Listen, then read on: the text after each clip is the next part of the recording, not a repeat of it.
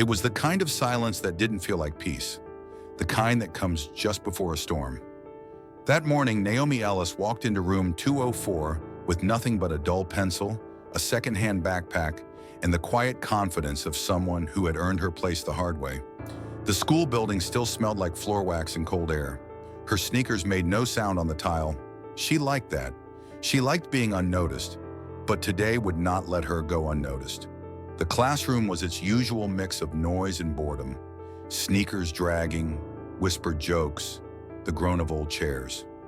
Mr. Alton, their trigonometry teacher, stood at the front of the room, holding a stack of graded tests with both hands, like he was afraid they might fly away. His eyes, pale and unreadable, moved across the room before stopping. On her.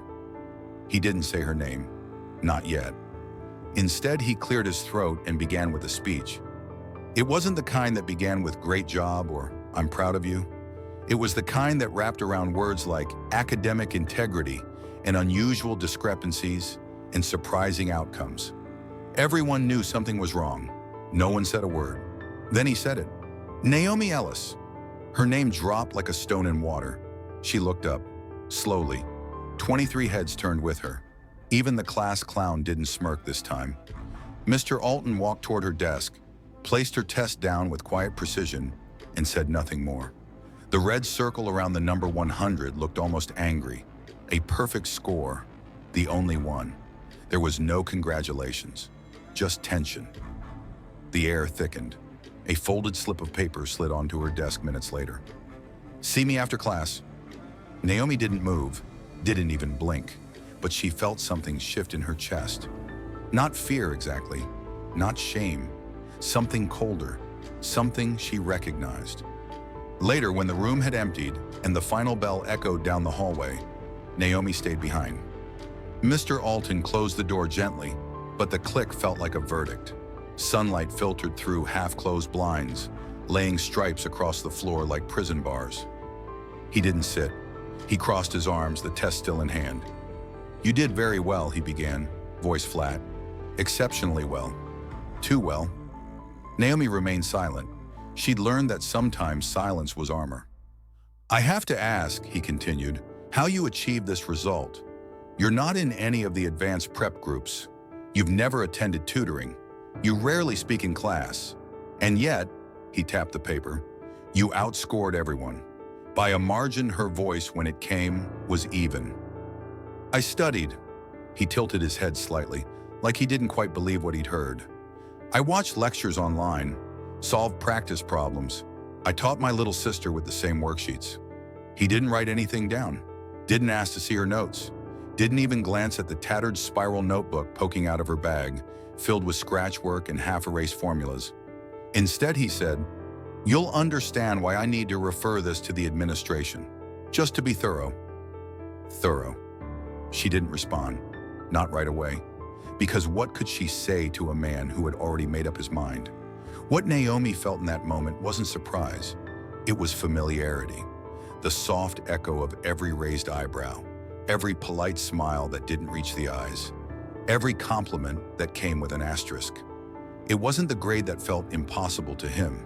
It was her, not the equations, but the hands that solved them, not the logic, but the skin behind it, not the score, but the name written across the top. She left the classroom without a word. Her feet moved quietly down the hallway, past the lockers, past the bulletin board with outdated announcements and peeling flyers. Somewhere behind her, the door clicked shut again. Another verdict. She didn't cry. Not yet. She wouldn't give anyone that. But as she turned the corner toward the counselor's office, her fingers clenched the test paper tighter than she meant to. The red circle around the number 100 had begun to smear beneath her grip. The next morning arrived gray and wet, as if the sky itself couldn't make up its mind. Naomi sat in the waiting area outside the principal's office, backpack slumped at her feet, math test folded neatly in her lap. The room was silent except for the distant hum of fluorescent lights and the rhythmic ticking of a crooked clock above the door. Each second stretched thin. Inside, she imagined Mr. Alton preparing his case, probably citing inconsistencies, calling it irregular performance, using soft language to deliver hard judgments. Men like him didn't shout.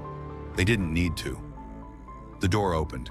Principal Clara Jensen called her in with a nod. The office smelled faintly of peppermint and paper. Principal Jensen, mid-50s, gray curls pulled into a low bun, sat behind a desk, cluttered but orderly. Her eyes were kind but cautious, the kind that listened before trusting. "Naomi," she said, motioning to the chair opposite, "Mr. Alton has raised concerns about your test." Naomi didn't look away. "He thinks I cheated."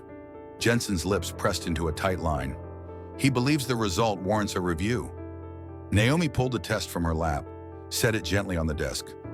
"I can rework any problem, right here, right now." That gave Jensen pause.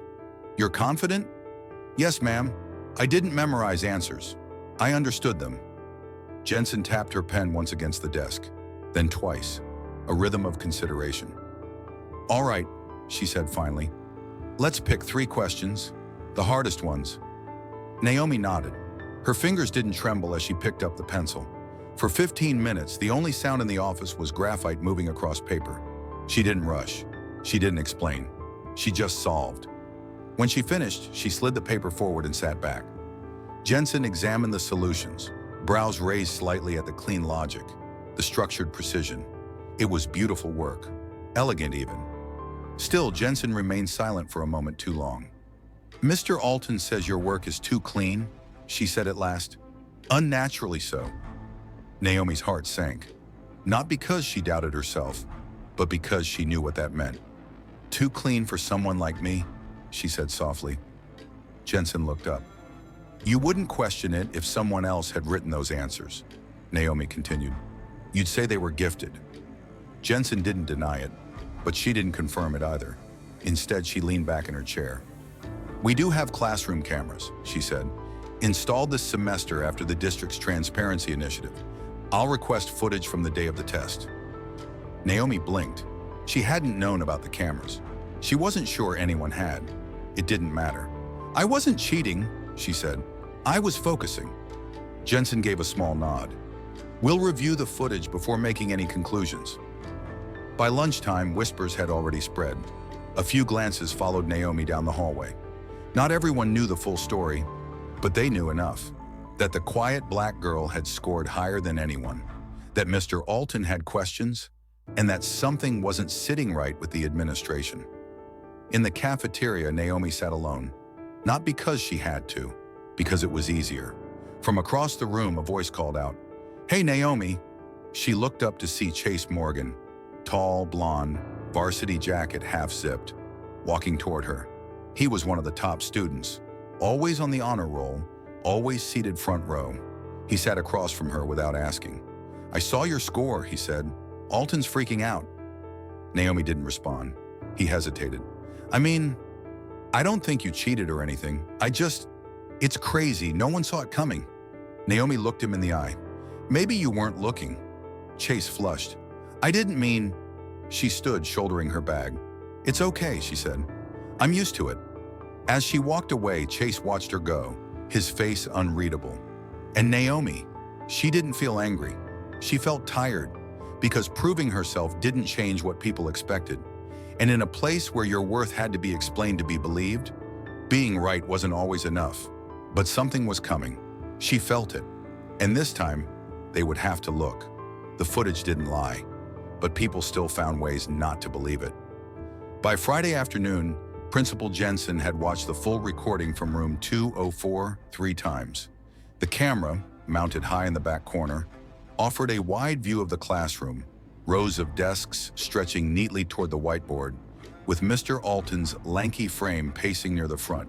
The dates stamped on the screen matched the test day. Naomi sat in the 3rd row, directly beneath the flickering overhead light, a pencil in one hand, her other resting motionless near the edge of her desk. She didn't talk, didn't glance around. Her eyes stayed locked on the paper in front of her. Minute by minute, the footage showed her solving each problem with the calm rhythm of someone who knew exactly what she was doing. She paused only once, not to cheat, not to look, but to stretch her fingers and return to work. Around her, the rest of the class moved in less disciplined ways. One boy near the back kept checking his phone. 2 girls exchanged folded notes. A whisper passed between rows like a ripple, but Naomi stayed still, focused. Not once did her eyes leave the page.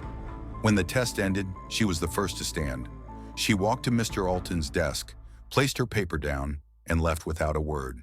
No hesitation, no nervous glances, no signs of guilt. Just quiet.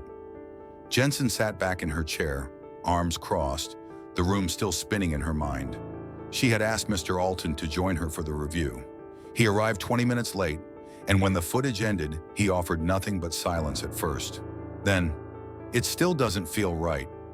Jensen turned to him. "Excuse me?" He cleared his throat. "I mean, yes, the footage shows she didn't look around. Fine. But that test was perfect. Not one misstep. No second guessing. It was mechanical." "Or practiced," Jensen replied. "Prepared." Mr. Alton's mouth twisted, just slightly. "I've taught here for 22 years. I know when a student's performance doesn't match their profile." There it was, the thing he hadn't said, finally spoken. Jensen leaned forward. "And what profile is that, exactly?" He didn't answer. Didn't have to. By Monday morning, the board had the footage. So did the district. And somehow, maybe through a curious student, maybe through a frustrated parent, so did a local reporter. The story broke online by noon. Black student accused of cheating. Classroom camera says otherwise. The article didn't name Naomi, but it didn't need to. Lincoln High only had one advanced trigonometry class, and the students were already talking. By lunch, she couldn't take 5 steps without someone staring. Not just students, teachers, staff. A few gave her a soft nod, as if to say sorry without speaking. Others avoided her entirely. Outside the counseling office, Ms. Flores waited for her. "I saw the video," she said gently. "It's powerful." Naomi nodded, her voice locked somewhere deep in her chest. For a second, she didn't want to talk. She just wanted to go home. But Flores wasn't there to lecture. She handed Naomi a white envelope. "What's this?" Naomi asked finally. "A letter from the National Math Scholars Program." Naomi blinked. She hadn't applied. "They saw the story," Flores continued. "More importantly, they saw your YouTube channel, the one where you explain math to your cousins." Naomi opened the envelope. Inside was a letter, a scholarship offer, full tuition, mentorship, an invitation to a summer internship in New York. For a long moment, she didn't move. "They don't just want your test score," Flores added. "They want your mind." Naomi's hands trembled as she folded the letter and slid it into her backpack. Not from fear, from something that felt like disbelief, and just beneath that, release. Across the hall, students leaned into each other, whispering, watching, some with awe, others with doubt. One voice cut through the noise. "Guess she got lucky after all." Naomi turned, not to argue, not to correct, but to look, to let them see her face, plain and honest and unapologetic. Because luck had nothing to do with it. And the truth had only just begun to speak. By Wednesday, the school no longer belonged to its schedule. The bells still rang, the classes still shifted, but everything felt out of rhythm, like the whole building had taken a deep breath and forgotten how to exhale. The story had spread beyond Lincoln High. It made the evening news. Then a national podcast picked it up. By Thursday, Naomi's name trended on social media, not just as a student wrongly accused, but as something bigger, a symbol of everything people wanted to believe had already changed. She hadn't spoken to the press. She hadn't posted anything, but somehow she was everywhere. And yet, inside the school, it wasn't just admiration she received, it was tension. Some students looked at her like she was untouchable, others like she was radioactive. The most painful glances weren't angry.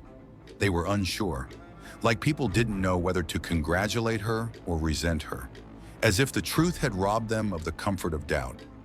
Naomi moved through the hallways like a ghost trapped in her own legend. In the staff lounge, the faculty had become equally divided. Some defended Mr. Alton, citing his years of service, his clean record, his instincts. Others, though more quietly, admitted it wasn't the first time he'd questioned the abilities of students who didn't fit the mold. An emergency school board meeting was called for Friday evening, open to students, staff, and parents. The email went out mid-afternoon. At home that night, Naomi sat at the kitchen table, the scholarship letter resting beside a chipped bowl of cereal she hadn't touched. Her mother, Naomi Ellis, a former factory worker turned night shift janitor, stood behind her, hands resting on her daughter's shoulders. She'd said little since the story broke, but now she broke the silence. "They can't undo what they did," Camille said softly, "but you can decide what comes next." Naomi nodded, the weight of her mother's quiet strength grounding her. When Friday arrived, the school gym transformed into something that felt more like a courtroom than a place for basketball. Rows of folding chairs filled with tense faces, cameras at the back, reporters in the corners. Naomi sat near the front beside Miss Flores, her hands folded in her lap, back straight. Mr. Alton was there too, seated 2 rows behind, flanked by 2 union representatives. His face was pale, lips drawn into a tight line, jaw unmoving. He didn't look at her. When the board took their places on stage, the hum of whispers died. The chairwoman, a tall woman with steel gray hair and the posture of someone used to gaveling down chaos, stepped to the microphone. "This meeting," she began, "is to address the findings of our internal review and determine the status of Mr. Richard Alton's employment at Lincoln High School." Gasps stirred. Naomi remained still. One by one, the board members read their conclusions. They spoke of evidence, not just Naomi's case, but others. Instances where grades were quietly questioned, recommendations never written, praise withheld, patterns. The chairwoman turned to Mr. Alton. "You may speak." He stood slowly. The gym echoed with the sound of his footsteps. "I've taught with integrity for more than 2 decades," he began.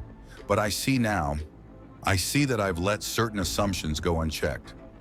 I didn't question them because I thought I was being careful, but I was being careless. I made a judgment about a student before I made time to understand her. For that, I am sorry." No tears, no excuses, just words. But words, Naomi knew, didn't erase damage. The board took a vote, unanimous. Effective immediately, Richard Alton was dismissed from his position at Lincoln High. As he stepped off the stage, he paused in the aisle near Naomi. For the first time since that test, he looked at her directly. "I failed you," he said. "I hope someday you'll forgive me." Naomi said nothing, because forgiveness wasn't the point. Truth was, and the truth had finally been spoken.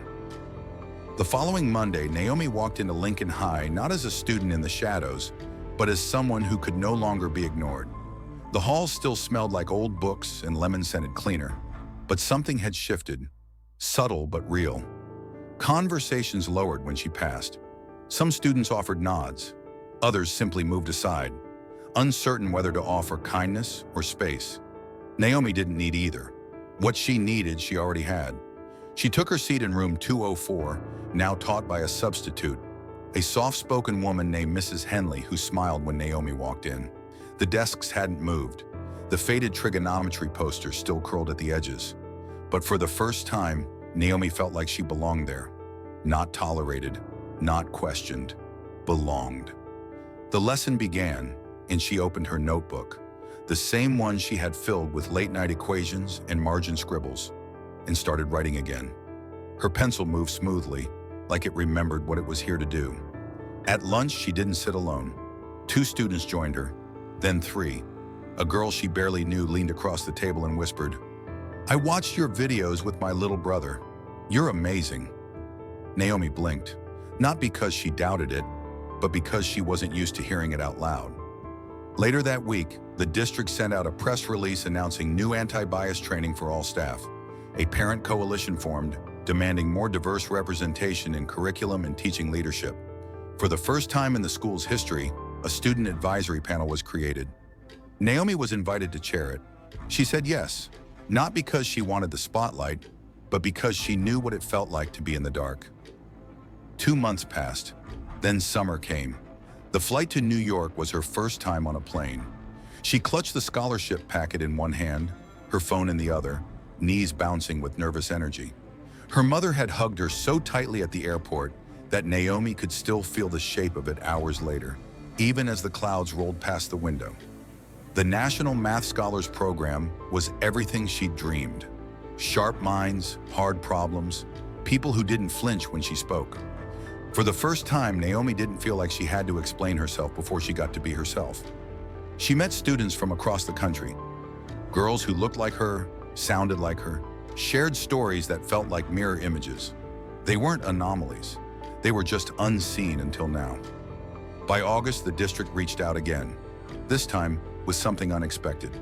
They wanted Naomi to help co-design part of the math curriculum, a unit not just on trigonometry, but on real-world problem solving, one that incorporated student-led learning, cultural context, and peer teaching.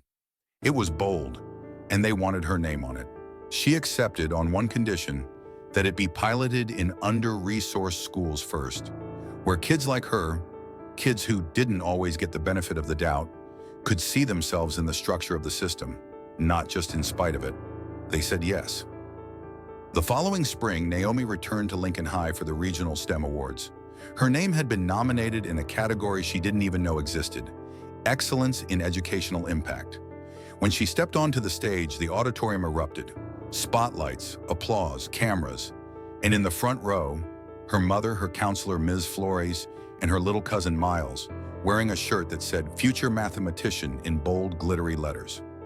Naomi held the glass award in both hands, stepped up to the microphone, and paused.